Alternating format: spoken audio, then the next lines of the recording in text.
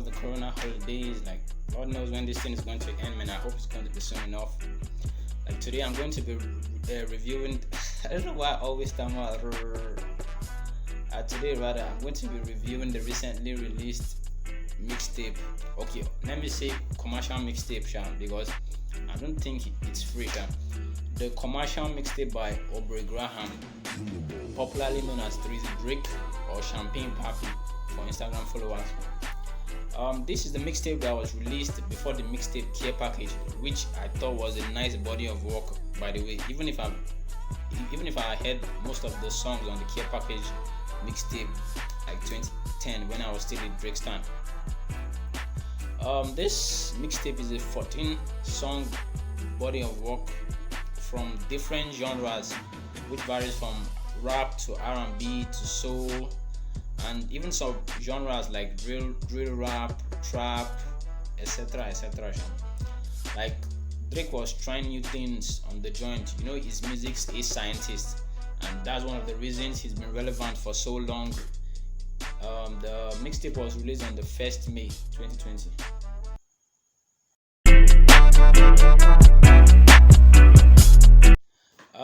This is just, I think he was just telling random stories on this mixtape, Sha. Like some of the songs were songs that didn't make his previous albums. Like the first song now, Deep Pocket, they're just past reflections, paranoia talks, life observations, and fulfillment. Like something we've heard over and over again. The second song, When to Say When, is more of the aforementioned, Sha. The third song, Chicago Freestyle, is about growth and lessons learned from the relationships and the music game. The next song, Not You Too, which features Chris Breezy or Chris Brown, is a tale of dishonesty, like where he was betrayed by a certain female who he didn't expect to betray him, and he was caught off guard. Like it's funny because, like, according to him, he's used to this type of emotions with women. I'm not saying much about the next song, To See Slide. It's just a song made for social media and no proper content. The next song, Desires, which features frequent collaborator Future, is well about desires of certain female acquaintances who share intimate relationships with them. The next song, Time Flies, the tales of loneliness and nostalgia.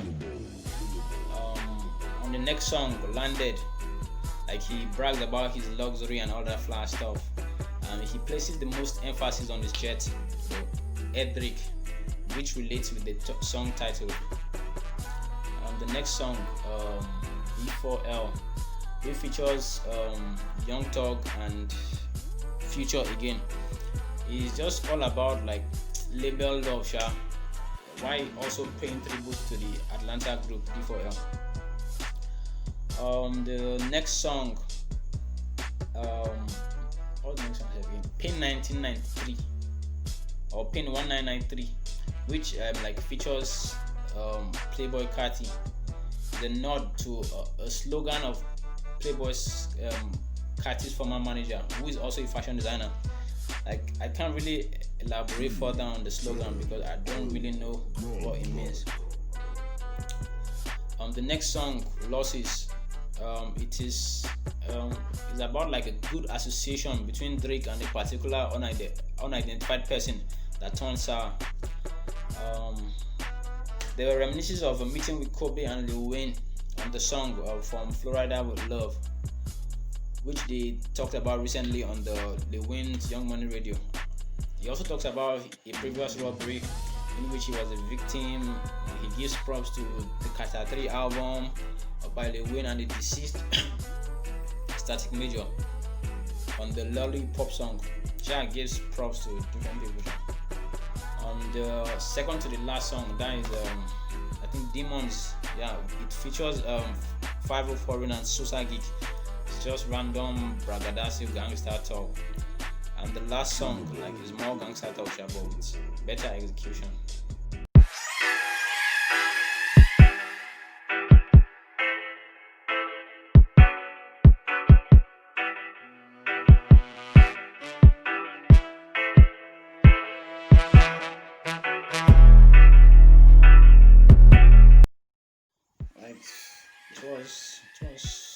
finally okay, like, but there were a few misses here too. Um, on Deep Pockets, like Deep Pockets was tidy and good at times, but at times it was lazy and very one paced. Like got better on when to say when. Like I like the rhythm on the song with Chris Brown, that Not You Two song, like where Chris Brown's voice was like a backup, like which for me he acted like a guide and stuff like that. Time Flies too. It started with an amateur rhythm for me, but it got smoother when it got to the first verse. Like D4L now, like it wasn't a flow like that was easy to understand, but like when I finally did, it wasn't really good like that for me. I commend Drake, like he saved some parts on the song. Like I just remember the song, Pain 1993. Like that song, the flow was whack, like terrible, man. Whack and terrible. Like that Playboy Carti or cartoon or whatever his name is, man. That guy should just keep quiet, man. Like it's terrible. These are the people that are spoiling hip hop for us, man. Like this, they are killing hip hop with their weird antics and mumbling. Like even Drake self messed up on the song. His pace was his flow was one paced and very unintelligent. Like to be honest, I think Drake is becoming lazier with flowing these days, Like I didn't like the flow on Demons too. Like I know I'm new on is it drill rap, a bit drill flow or something, but let's be factual. Messed up is messed up. They don't follow beats, I beg. Like rest in peace to Pop Smoke. Like that his dear.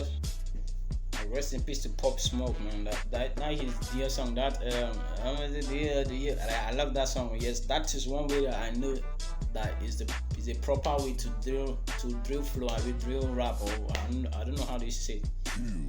Like Drake tried, like he tried, but like the other features on the Demon song, man, I didn't like them at all. Then just very poor technique.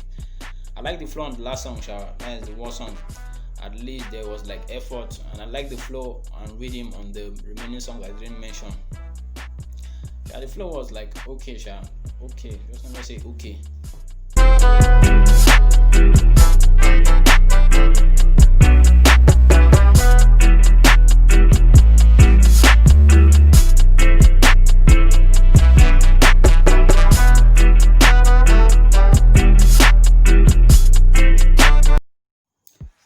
The hook on Deep Pockets was I thought it was very passionate. Like even though it was more of a phrase than a sentence, like it carried the majority of the charisma on the song. Or When to Say When To is also a very soulful song.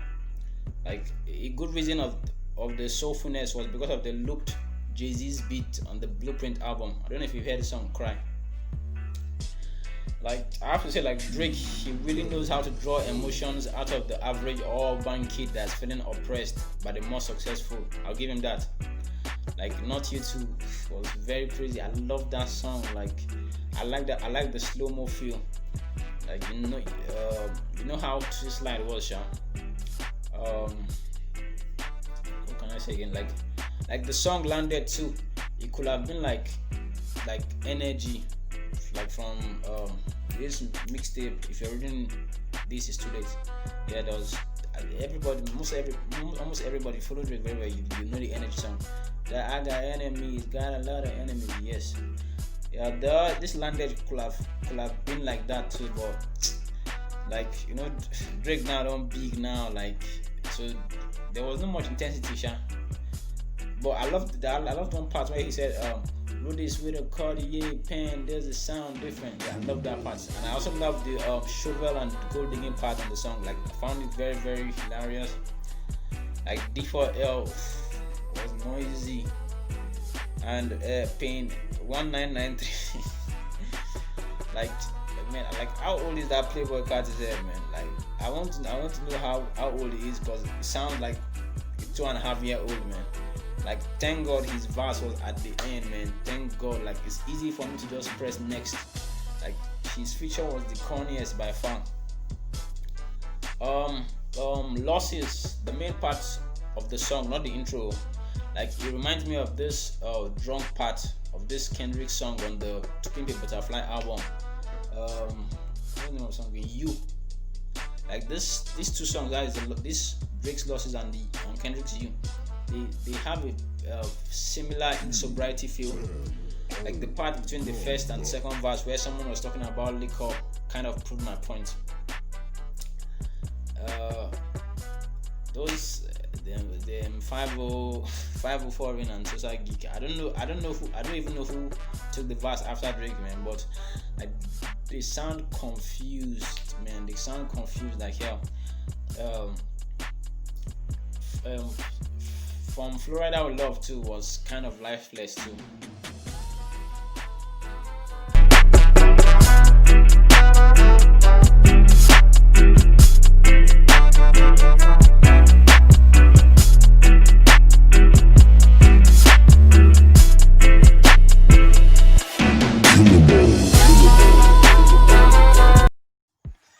There was a part on the Not You 2 song that featured Chris Brown where like Drake was singing with his voice when you're saying with his nose rather. He was singing with his nose when you're saying I like you. But no shit, yeah, we gotta say the vocal prowess was good generally, sha. Like the lyricism part too was simple and good enough. There was one line that I liked where he said, like I'm trying to show you the waves, this is no cap, like on the Losses song. Like it's a quite clever double entendre, like even like one of the best double entendres I've heard from Drake in a while. Like the first meaning, or the less obvious meaning rather, it might mean like Drake is trying to truthfully show this particular person his formula of success, and the more obvious reason might also imply that he likes to show the waves on his head instead of using a cap. It was okay, sharp. The lyricism was good generally, sharp, except that pin 1993 where that guy was mumbling nonsense, man. But lyricism was okay, sharp.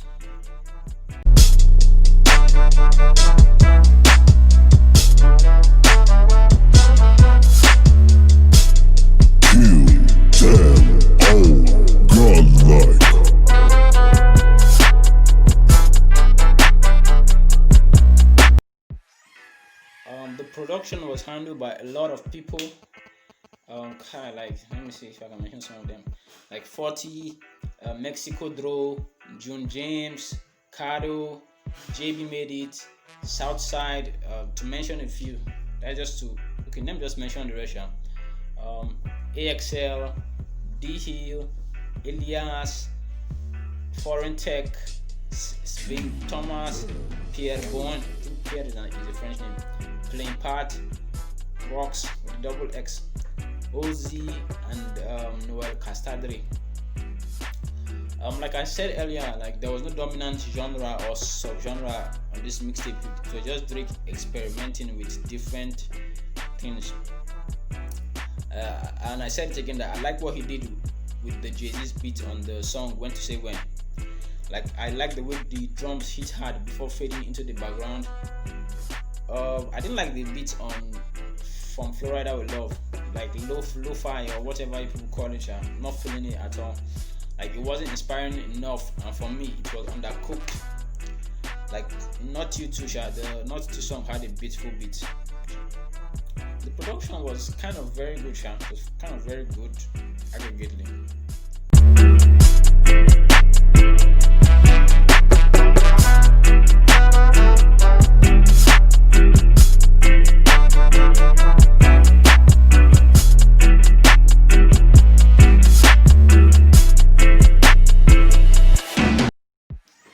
I think mixtape wise, Drake has a very, very impressive discography. Mixtape wise, I can remember when he said on there was the So Far Gone mixtape, on there was one song with Lil Wayne at, I can't really remember the name of this. Where he said I speak better when I'm not sober. It was from the So Far Gone mixtape that I almost won a Grammy. maybe maybe I remember the song like actually like nowadays, his mixtapes, the beat is his recent albums, in my opinion. Like this mixtape, it was okay, but I expected a little bit more from the biggest star in the music industry at the moment. We should accept it, before his album comes out, and I hope he gets it right album wise this time before I start categorizing him as solely a hitmaker.